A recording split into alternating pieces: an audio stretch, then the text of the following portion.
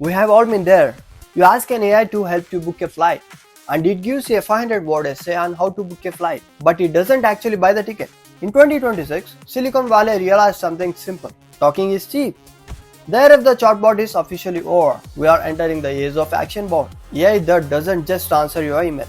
It negotiates your bills, manages your calendar, and executes your business strategy while you sleep. The end of talking, the start of doing. For the last 3 years, we have been obsessed with LLMs, large language models, brilliant at finding information, but completely powerless to act. They were trapped inside a chat box. No hands, no agency, no execution. They came the shift from the LLMs to LAMs, large action models.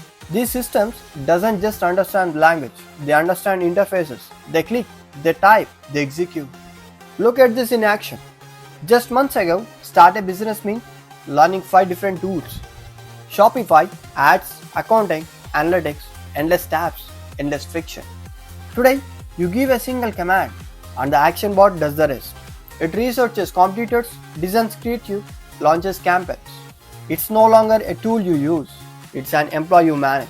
This is the Agentic Workflow, and it's steering through the tech world. But giving AI the key to the cars comes with risk. What happens when it makes the mistakes?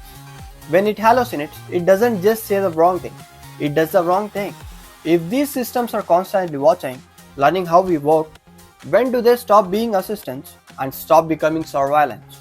The shift from chat to action is as big as the internet itself. The winners of this new world won't be the ones who work the hardest, but the ones who direct the most agents. The chatbot was a toy, the action bot is a revolution. So the question is, what's the first thing you are going to delegate?